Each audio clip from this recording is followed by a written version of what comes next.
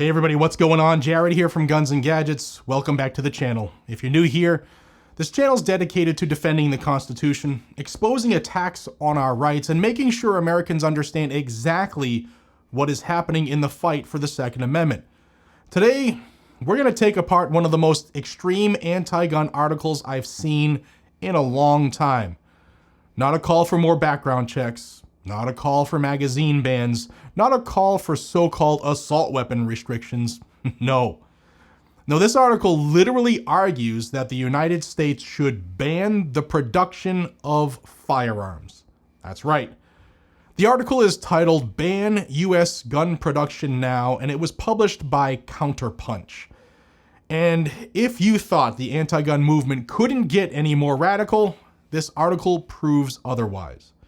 Folks, before we go headfirst into this one, a quick word from our sponsor, Blackout Coffee. Hurricane season is here, and if there's one thing I've learned, it's that preparedness starts before the emergency, not during it. That's why I always keep Blackout Coffee's premium instant coffee on hand. Whether it's in my go bag, my emergency kit, my truck, my camper, or pantry, you can have a great cup of coffee anywhere, anytime. And right now, they're running a buy one, get one free deal on their premium instant coffee. Just add 2 boxes to your cart and use promo code INSTANTB1G1 for instant buy one, get one at checkout, and you'll get one of them absolutely for free.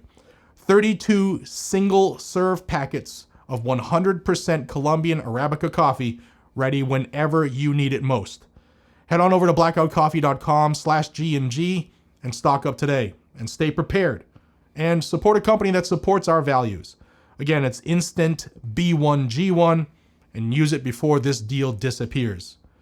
Folks, this article, it's not about safety. It's not about crime. It's not even about mass shootings. It's about eliminating the exercise of a constitutional right by cutting off the means to exercise it. And today, we're going to absolutely dismantle this argument with facts, history, Supreme Court precedent, and plain old common sense, something the left lacks. So, hit the subscribe button if you appreciate real constitutional analysis, and let's get into it. Now, the author begins from a premise we've heard 1,000 times before. America has too many guns. Gun violence exists. There's no such thing as gun violence. There are people that perpetrate violence with guns, but guns don't do anything on their own. Therefore, gun production should stop, they say. That's essentially the entire argument. The problem is that this reasoning would never survive constitutional scrutiny. I mean, imagine applying this logic to any other right in the Bill of Rights. There's a harmful speech on social media, so we must ban the production of printing presses. There is misinformation online, so we should ban the production of computers. Some criminals use cell phones, so let's ban the production of smartphones. Some people commit crimes after reading books, so therefore we should ban book publishing. No one would tolerate any of that insanity for even 5 seconds, yet somehow we're supposed to believe it's reasonable when the target is the Second Amendment.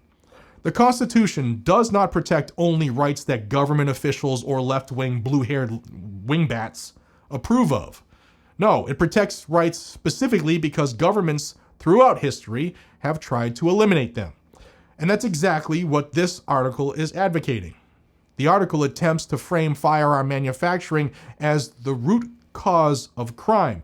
Not the criminals, no, not those people, but the people who make inanimate objects. That's a fundamentally dishonest argument. Guns do not commit crimes. Criminals, they're the ones who commit crimes. America has over 400 million firearms already in circulation. Even if production stopped tomorrow, criminals would still have access to firearms for decades. The author never addresses that reality. Because the goal isn't crime reduction, the goal is civilian disarmament. Let's talk constitutional law. In 2008, the Supreme Court issued one of the most important Second Amendment decisions in American history. The case was District of Columbia versus Dick Heller. And Justice Antonin Scalia, writing for the majority, made it crystal clear that the Second Amendment protects an individual right to keep and bear arms, not a collective right, not a militia-only right, an individual right. The court specifically stated that firearms commonly possessed by law-abiding citizens for lawful purposes are constitutionally protected. And that alone destroys the foundation of this article. Because if Americans possess a constitutional right to own firearms, then there must necessarily be a lawful way to obtain them. And rights cannot exist in theory while government destroys every practical means of exercising them. Imagine saying, you have free speech, yes, but nobody can manufacture microphones, computers, newspapers, cameras, or phones. That isn't protection of a right, it's the destruction of a right. And that's exactly what a manufacturing ban would do. Then things become even clearer and more devastating for the anti-gun movement in 2022 when New York State Rifle and Pistol Association versus Bruen came down.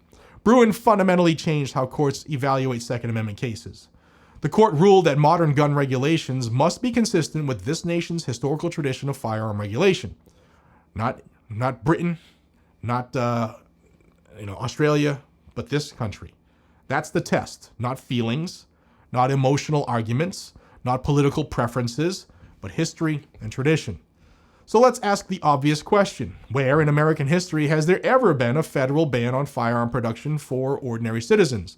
The answer is nowhere. Not in 1791, not in 1868, not during the founding era, not during Reconstruction, not during the Civil War, not during either world wars. Nowhere. The historical record completely destroys the argument. Bruen requires historical analogs. The article offers none because none exist. And that's because the founders viewed an armed citizenry as essential to preserving liberty. Let's go even deeper. The Second Amendment doesn't merely protect ownership, it protects the right to keep and bear arms. The right would be meaningless if government could simply eliminate access to arms altogether. The Supreme Court has repeatedly recognized that constitutional rights include the ability to acquire and possess the items necessary to exercise those rights. That's why courts have protected the sale of books under the First Amendment. That's why courts protect access to printing equipment. That's why courts protect the distribution of religious materials. The means of exercising a right are protected because otherwise the right itself becomes meaningless. The article also ignores one giant historical reality: the American Revolution.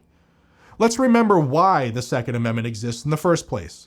The founders had just fought a war against a government that attempted to disarm its citizens. The battles of Lexington and Concord happened because British forces were sent to seize colonial arms and powder stores. The founders learned firsthand that disarmament is one of the first steps governments take when consolidating power. So when somebody says, let's stop producing firearms, a lot of Americans hear something very different. They hear, let's gradually eliminate civilian access to arms, because that's exactly what the proposal would accomplish. Now let's talk practicality. Even if this insane proposal somehow became law, what happens next? Criminals still have guns, drug cartels still have guns, street gangs still have guns, international smuggling rings still exist, illegal trafficking still exists. Meanwhile, law-abiding Americans lose access to new firearms, replacement firearms, parts, and future technology. And who benefits? People's feelings? Certainly not the average citizen. Certainly not single moms who want firearms for self-defense. Certainly not elderly couples living in rural areas. Certainly not the small business owner who faces violent crime. The only people empowered by such a policy would be criminals and government. And that's a terrible combination. The article also completely ignores defensive gun use. And this is something anti-gun activists constantly tried to avoid discussing. Every year, Americans use firearms defensively countless times. Many incidents never even involve firing a shot. The mere presence of a firearm stops a violent crime before it happens. But you'll never see those stories highlighted by anti-gun activists because they undermine the narrative. The firearm in the hands of a law-abiding citizen is often the equalizer that protects innocent life. The article treats firearms as though they have only one purpose, and that's objectively false. Self-defense, hunting, competition shooting, recreation, collecting, historical preservation, training, preparedness. These are just some of the ways. I mean, there are millions upon millions of lawful gun owners who never, ever commit a crime and never will. The author essentially argues that all of them should lose access because some criminals misuse firearms. Again, imagine applying that logic elsewhere. Some people drive drunk, so we should ban the production of automobiles. Some people commit fraud using computers. We should ban computer manufacturing. Some people commit crime with kitchen knives. We should ban knife production. I mean, it's absurd because we understand that tools are not morally responsible. People are. The article also ignores something else the anti-gun movement hates talking about. The United States already has thousands of firearm laws. Federal laws, state laws, local laws, background checks, prohibited persons restrictions, interstate transfer regulations, age restrictions, machine gun restrictions, dealer licensing, record-keeping requirements. The idea that America is somehow lawless when it comes to firearms is complete nonsense. The problem isn't that law-abiding Americans can buy guns. The problem is that violent criminals do not obey laws, and increasing amounts of liberal cities and towns are refusing to hold them accountable, creating more crime. And creating one more massive unconstitutional ban won't change that reality. Let's call this proposal what it really is: an attack on the Second Amendment. It's not reform, not safety, not public health, an attack on a constitutional right. Because if you can ban production, you can eventually eliminate ownership. And if you can eliminate ownership, then the Second Amendment ceases to exist in practice. That is the end goal, whether this author admits it or not.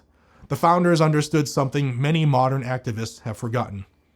Rights exist to restrain government, not the other way around. The Bill of Rights isn't a list of privileges government allows us to have. It's a list of boundaries government is forbidden from crossing. And banning firearm production would bulldoze right through one of those boundaries. And at the end of the day, this article is not a serious constitutional argument. It's an ideological wish list. It ignores Supreme Court precedent.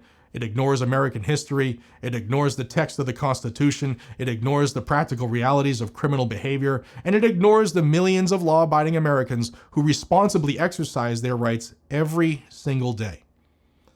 The Second Amendment is not going away. The Constitution is not going away. And the American people are not surrendering their rights because some leftist columnist thinks freedom is inconvenient. If anything, articles like this remind us why the Second Amendment exists. Because every generation produces people who believe government should have more power and citizens should have less. The founders warned us about that. And thankfully, they gave us a constitution designed to stop it.